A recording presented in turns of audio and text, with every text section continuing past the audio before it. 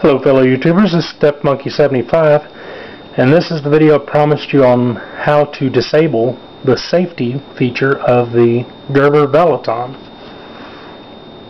Now I've already removed the screws just for the sake of time, but it has 4 screws you have to remove. There are 3 here in the scale and then of course the pivot screw, and you can see the little lock slider there. Well, once you have those screws out, this piece, the scale, comes right off. I'm just leaving the slider here.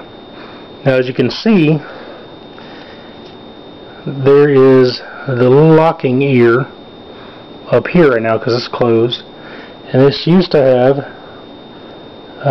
this piece, if I can get it on there right, that was attached to this bar. And what it was is this would go over the locking ear whenever this is pushed that way and lock it shut. Well, that would always fall and lock it, so what I did was I just clipped it off and then used a bench stone to grind down the rough edge there, like a sharpening stone, a diamond sharpening stone, so it wouldn't gouge into the cover here, because it has a track where this thing sits. And I didn't want it to gouge into that at all and end up making a hole there.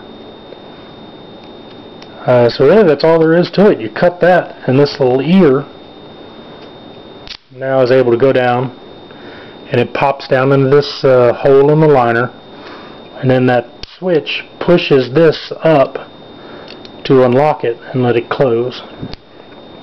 So you can see a little keyhole looking thing at the bottom there, and that just snaps down into it.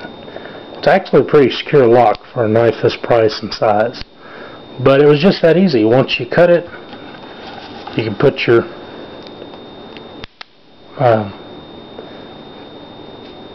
switch back in there, and then you get all your stuff back together.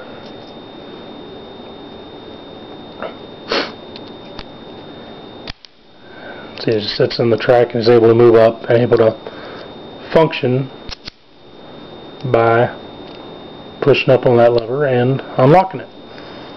So now this just kind of sits loose, which it did anyway before, just it doesn't lock it shut anymore. And of course you replace your screws and replace your pivot and get it back to where you want it, and it works perfect. And you no longer have to worry about the stupid thing locking shut in your pocket. And for the clip part that I was talking about before, it's just this screw right here. Since I got it here, I'll go ahead and show you. So if this pocket clip gets bent, you pull out that one screw and this clip comes straight out. See, it goes through and just gets hooked in by one screw right there. And that's it. And you can bend it closed, however tight you want it if it gets bent out. Just not hardened, so I don't know what kind of threat there is. If you bend it majorly, it might break if you try and bend it back. I don't know. Mine has bent out a little bit, so I bent it back, but that's all there is to it. So that's how you disable the lock on one of these things, or disable the lock that keeps it shut, the safety, and still have it where you can unlock the blade when it's open.